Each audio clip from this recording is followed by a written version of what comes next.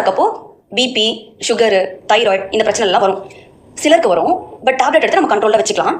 இதெல்லாம் எப்போ கண்ட்ரோல் இல்லாமல் போதோ பேபிக்கு பிரச்சனை வரப்போகுது இல்லையா? இதே அம்மா வந்து பிரெக்னென்ட் ஆகிறதுக்கு முன்னாடியே அவங்களுக்கு சுகர் இருக்குது அப்படின்னாலும் பிரச்சனை வரும். ஸோ என்னென்ன பிரச்சனை வருதுன்னு நம்ம பார்க்க போகிறோம். ஹலோ மக்களே, this is Panvarisi, final BB student in Arun medical college. பார்க்கலாம் வாங்க. அம்மாவுக்கு சுகர் லெவல் அதிகமாகிறது பேர் தான் ஹைப்பர்கிளைசிமியா. அப்படி சுகர் லெவல் அதிகமாச்சு அப்படின்னா பேபிலையும் அதிகமாகும். ஸோ இன்சுலின் அதிகமாக சிந்தசிஸ் ஆக ஆரம்பிக்கும். இன்சுலின் அதிகமாச்சு அப்படின்னா கார்டிசோல் ஆக்ஷன் கம்மியாயிரும். கார்டிசோல் ஆக்ஷன் கம்மியாச்சு அப்படின்னா சர்ஃபெக்டன் சிந்தசிஸ் கம்மியாயிரும்.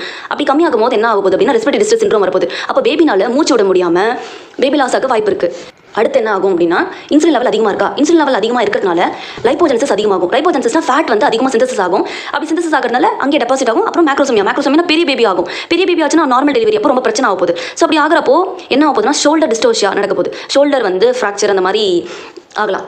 அண்ட் அதுக்கப்புறம் ஹைப்பர்கிளைசிமியானால பேபியில் யூரின் எக்ஸ்கிரீஷன் அதிகமாக இருக்கும். அப்படி யூரின் எக்ஸ்கிரீஷன் அதிகமாக இருக்கிறதுனால பாலிஹைட்ராம்னியோஸ் அப்படின்றது வரப்போகுது. அப்படின்னா என்னன்னா அந்த ஆம்னியோட்டிக் ஃப்ளூயிட் வந்து லெவல் ரொம்ப அதிகமாக ஆக போகுது. அப்படி அதிகமாகிடுச்சுன்னா யூட்ரஸ் வந்து ஓவர் டிஸ்டன்ஷன் ஆகுமா, கொஞ்சம் ப்ரீமெச்சூர் ரப்ச்சர் ஆஃப் மெம்பரேன் சீக்கிரமாக ரப்ச்சர் ஆகிட்டு ப்ரீடம் பேபி பிறக்க வாய்ப்பு இருக்குது. பெரிய பேபியில் சர்ஃபேஸ் ஏரியா அதிகமாக இருக்க போகுது. அதிகமாக இருக்கிறதுனால நம்மளுக்கு ஈட் லாஸ் நிறைய நடக்க போகுது. ஸோ ஈட் லாஸ்லாம் ஆயிடுச்சுன்னா பேபி வந்து ஹைப்போதர்மியாக்கு போவாங்க. அதுக்கப்புறம் ஓவர் டிஸ்டென்ஷன் நடக்கிறதுனால போஸ்ட்மார்ட்டம் ஹெமரேஜ் பேபி டெலிவரி ஆனதுக்கப்புறம் நிறைய ப்ளீடிங் ஆக சான்ஸ் இருக்குது.